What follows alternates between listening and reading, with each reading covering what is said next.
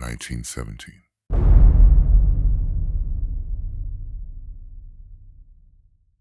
I am writing this under an appreciable mental strain, since by tonight I shall be no more, penniless, and at the end of my supply of the drug which alone makes life endurable.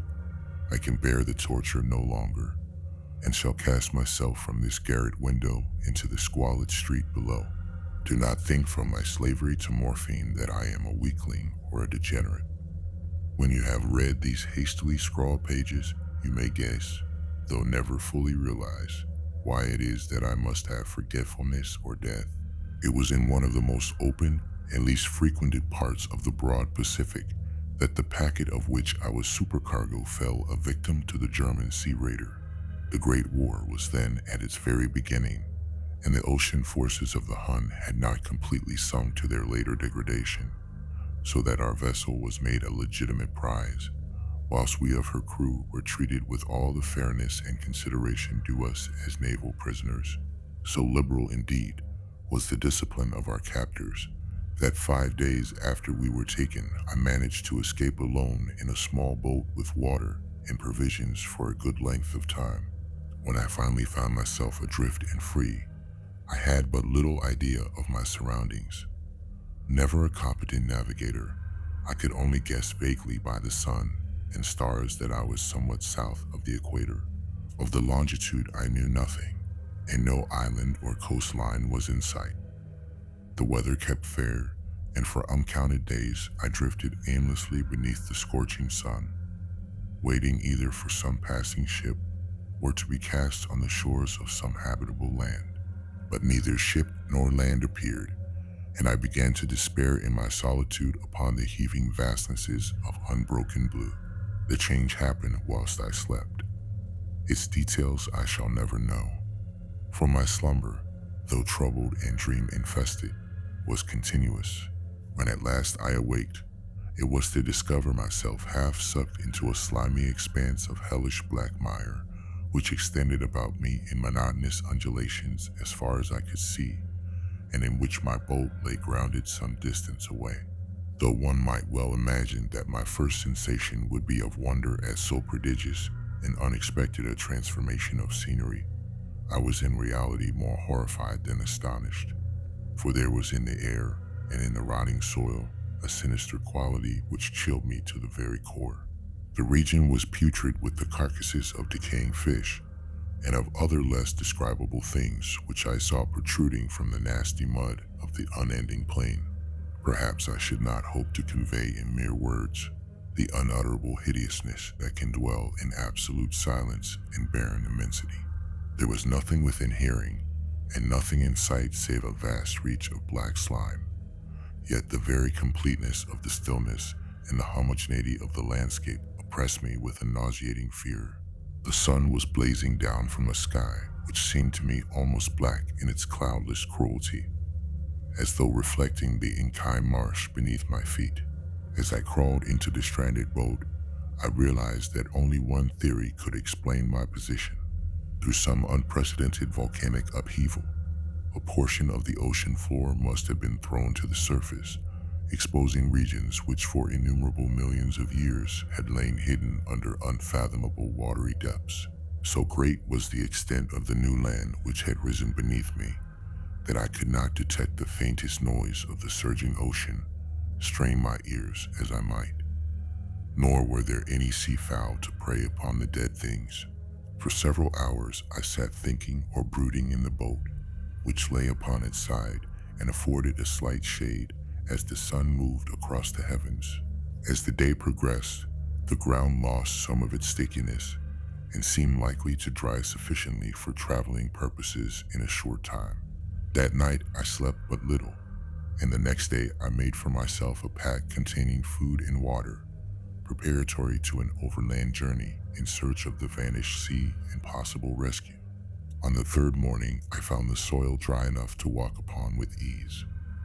The odor of the fish was maddening, but I was too much concerned with graver things to mind so slight an evil, and set out boldly for an unknown goal.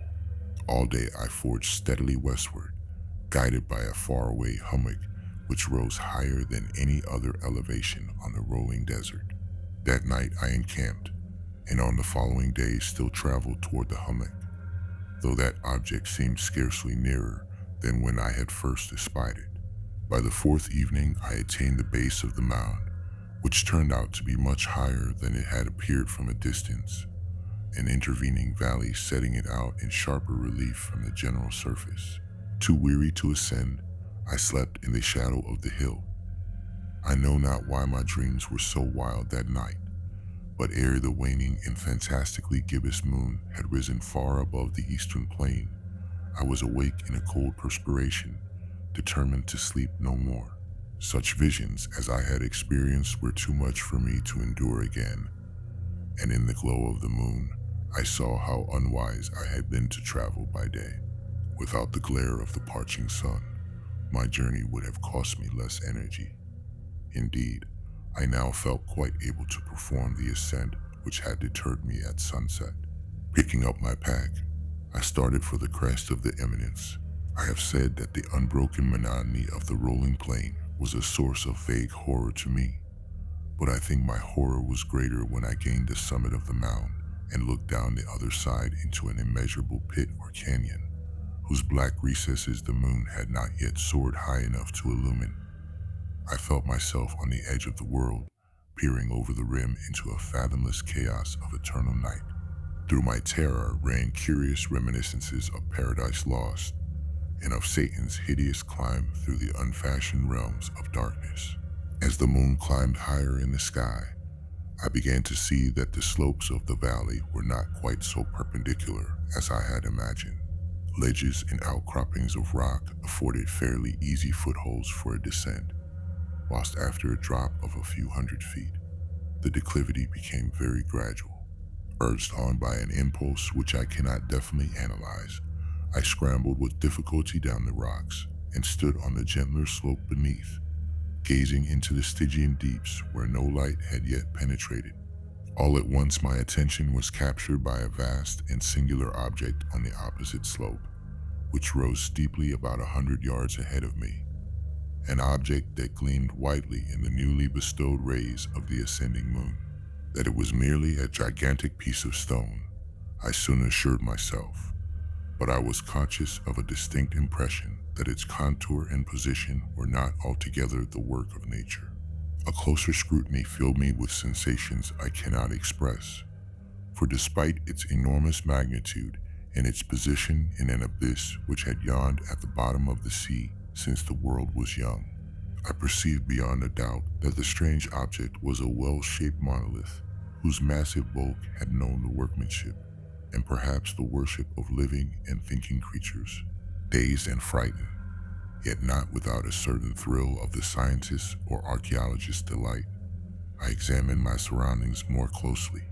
The moon, now near the zenith, shone weirdly and vividly above the towering steeps that hemmed in the chasm, and revealed the fact that a far-flung body of water flowed at the bottom, winding out of sight in both directions, and almost lapping my feet as I stood on the slope. Across the chasm, the wavelets washed the base of the Cyclopean monolith, on whose surface I could now trace both inscriptions and crude sculptures. The writing was in a system of hieroglyphics unknown to me, and unlike anything I had ever seen in books, consisting for the most part of conventionalized aquatic symbols such as fishes, eels, octopi, crustaceans, mollusks, whales, and the like.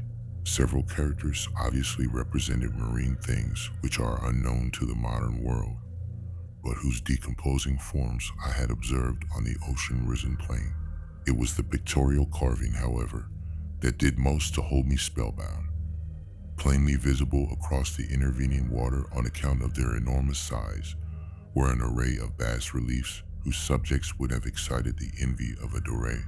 I think that these things were supposed to depict men at least, a certain sort of men, though the creatures were shown disporting like fishes in the waters of some marine grotto, or paying homage at some monolithic shrine which appeared to be under the waves as well.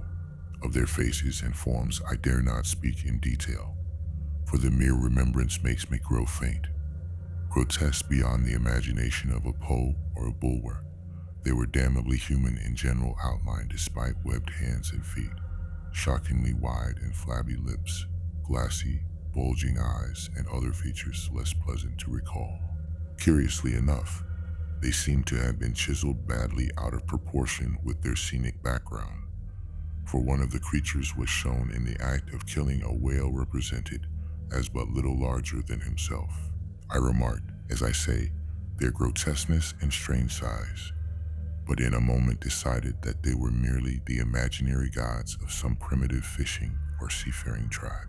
Some tribe whose last descendant had perished eras before the first ancestor of the Piltdown or Neanderthal man was born. Awestruck at this unexpected glimpse into a past beyond the conception of the most daring anthropologist, I stood musing whilst the moon cast queer reflections on the silent channel before me. Then suddenly, I saw it. With only a slight churning to mark its rise to the surface, the thing slid into view above the dark waters. Vast, Polyphemus-like, and loathsome, it darted like a stupendous monster of nightmares to the monolith, about which it flung its gigantic scaly arms. The while, it bowed its hideous head and gave vent to certain measured sounds. I think I went mad then, of my frantic ascent of the slope and cliff, and of my delirious journey back to the stranded boat. I remember little. I believe I sang a great deal, and laughed oddly when I was unable to sing. I have indistinct recollections of a great storm some time after I reached the boat. At any rate, I know that I heard peals of thunder and other tones which nature utters only in her wildest moods. When I came out of the shadows, I was in a San Francisco hospital, brought there by the captain of the American ship which had picked up my boat in mid-ocean. In my delirium, I had said much, but found that my words had been given scant attention.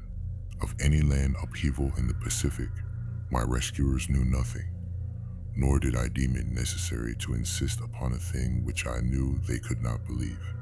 Once I sought out a celebrated ethnologist and amused him with peculiar questions regarding the ancient Philistine legend of Dagon, the fish god, but soon perceiving that he was hopelessly conventional, I did not press my inquiries. It is at night, especially when the moon is gibbous and waning, that I see the thing. I tried morphine, but the drug has given only transient surcease and has drawn me into its clutches as a hopeless slave. So now I am to end it all, having written a full account for the information or the contemptuous amusement of my fellow men. Often I ask myself if it could not all have been a pure phantasm, a mere freak of fever as I lay sun-stricken and raving in the open boat after my escape from the German man of war. This I ask myself, but ever does there come before me a hideously vivid vision in reply. I cannot think of the deep sea without shuddering at the nameless things that may at this very moment be crawling and floundering on its slimy bed, worshipping their ancient stone idols and carving their own detestable likenesses on submarine obelisks of water-soaked granite. I dream of a day when they may rise above the billows to drag down in their reeking talons the remnants of puny, war-exhausted mankind, of a day when the land shall sink and the dark ocean floor shall ascend amidst universal pandemonium. The end is near. I hear a noise at the door, as of some immense slippery body lumbering against it. It shall not find me. God, that hand. The window, the window.